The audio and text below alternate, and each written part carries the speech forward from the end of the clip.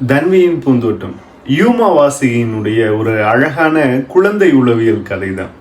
குழந்தைகள் ஒரு செயல்பாட்டை எப்படி பார்க்குறாங்க, அதுலேருந்து என்ன கற்றுக்கிட்டு அதை அப்ளை பண்ணுறாங்க அப்படின்றது தான் இந்த கதை.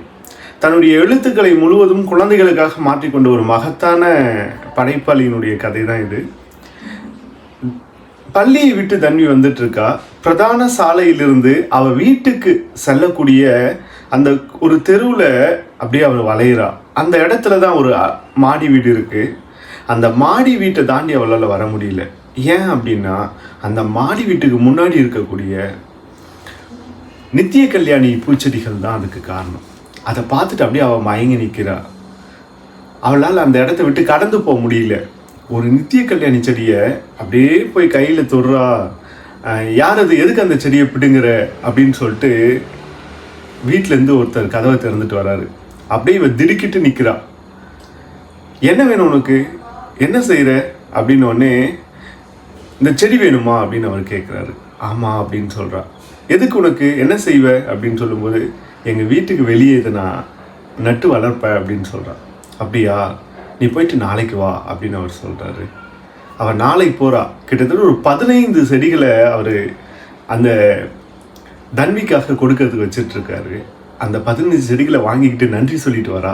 தன்னுடைய வீட்டுக்கு வெளியே ஒரு தோட்டத்தை உருவாக்குறதுக்காக அந்த செடிகள் எல்லாம் நட்டு வைக்கிறா. ஒரு 2 மாதங்கள் ஆகுது. நிறைய செடிகள் ஆயிடுச்சு. நித்திய கல்யாணி செடிகள் அப்படியே கொத்து கொத்தா பூத்து குலுக்கிட்டு இருக்கு. பெரிய பெரிய கிளைகளாக மாறிட்டுருக்கு. அவளுக்கு ஒரே வியப்பாக இருக்குது. அப்பாவும் சும்மா இல்லை. ரோஜா, கனகாம்பரம், மல்லிகைன்ட்டு நிறைய பூச்செடிகளை வாங்கி கொடுக்குறாரு. அப்படியே நிறைவாக இருக்குது. ஒரு பெரிய பூந்தோட்டமே பூக்காடாகவே மாறிடுச்சு. அவள் திண்ணையில் உட்காந்துட்டு அந்த பூக்களை எல்லாம் பார்த்துக்கிட்டு மகிழ்ச்சியோடு படிக்கிறது தான் அவளுடைய வேலையாக இருக்குது. அவங்களுடைய ஆஸ்திரேலிக்கு இந்த தகவல் கிடைக்குது. அவங்க ஆஸ்திரேலி அந்த பூந்தோட்டத்தை பார்த்துட்டு தன்வியை பாராட்டிட்டு போகிறாங்க. இவளுக்கு இன்னொரு ரொம்ப பெரிய மகிழ்ச்சியாக இருக்குது. அந்த மாதிரி இருக்கும்போது ஒரு நாள் என்ன ஆகுதுன்னா, அவள் தண்ணி விட்டுட்டு உட்காந்துட்டு இருக்கும்போது ஒரு நாய் அந்த பூந்தோட்டத்தில் படுத்துட்ருக்கு.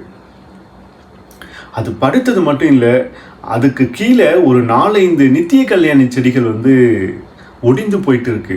இவளுக்கு பார்த்த உடனே பொறுத்து கொள்ளவே முடியல. ஓடி போயிட்டு அந்த நாயை துரட்டா. நாயே போ போ அப்படின்னு சொல்லி துரத்திட்டு திரும்ப வரா. ஆனால் இது தொடர்கதையாக மாறுது.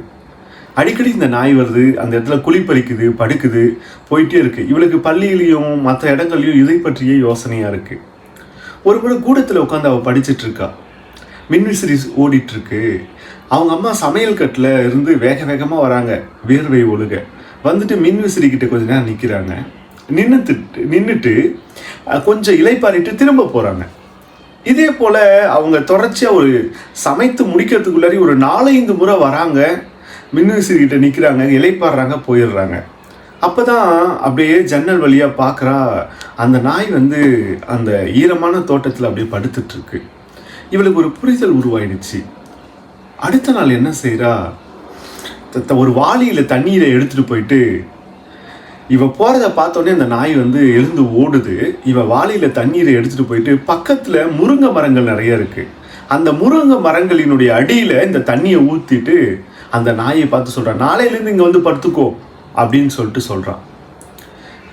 2 நாட்கள் ஆச்சு, 3 நாட்கள் ஆச்சு, அந்த நாய் வரல. அதுக்கப்புறம் பார்க்குறா, திடீர்னு ஒரு நாள் அந்த நாய் அந்த ஈரத்தில் படுத்துட்ருக்கு. இவளுக்கு ஒரே சந்தோஷம் ஆயிடுச்சு. அதுக்கு உணவெல்லாம் எடுத்துகிட்டு போய் அங்கே கொடுக்குறா. அது வழக்கமாக மாறி போயிடுச்சு. வருது, அந்த நாய் முருங்கை மரத்தடியில் படுக்குது. இவ உணவை கொடுக்குறா. இது தொடர்ச்சியாக மாறிடுச்சு. அதுக்கப்புறம் இந்த நாய் அவள் பள்ளிக்கு போகும்போது அந்த தெருவினுடைய முக்கு வரை அவளை வழி அனுப்பிட்டு போகும். திரும்ப அவள் வரும்போது அந்த இடத்துல நின்றுக்கும். இவ வரும்போது கடலை மிட்டாய் எதோ வாங்கி அந்த நாய்க்கு உணவாக கொடுப்பா. அதை சாப்பிட்டுக்கிட்டே 2 பேரும் சேர்ந்துட்டு வீட்டுக்கு வந்துடுவாங்க. இது ஒரு தொடராக மாறி போயிடுச்சு.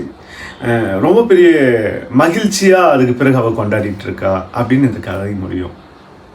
இந்த கதையில் தன்வி என்னத்தை புரிஞ்சுக்கிட்டா அப்படின்ற ஒரு கேள்வி வருது இல்லைங்களா, அது ரொம்ப வியப்பாக இருந்துச்சு.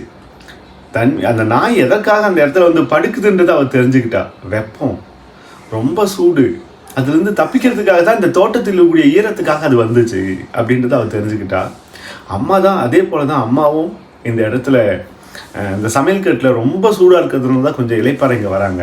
அப்போ அதுக்குண்டான மாற்றம் இந்த நாய்க்கு வழங்கினா அந்த பூந்தோட்டம் தப்பிக்கும், அந்த நாயும் நல்லா இலைப்பாருமே அப்படின்னு புரிஞ்சுக்கிட்டு தன்வி அந்த செயல்பாட்டை செய்கிறா அப்படின்னு இந்த சிறுகதையில் அவர் எடுத்து வந்து சொல்லியிருப்பார். ஆனால் இந்த சிறுகதையில் சொல்லப்பட்ட புரிதலும் அதுக்காக ஒரு அறம் இருக்குல்ல, அந்த நாய்க்கு நாம் ஏதாவது நல்லது செய்யணும், அதனுடைய கஷ்டத்தையும் நம்ம போக்கணும் அப்படின்றத அவள் உணர்ந்துக்கிட்டால, அது ரொம்ப வியப்பாக இருந்துச்சு. அழகாக கட்டமைச்சிருந்தார் இந்த சிறுகதையை.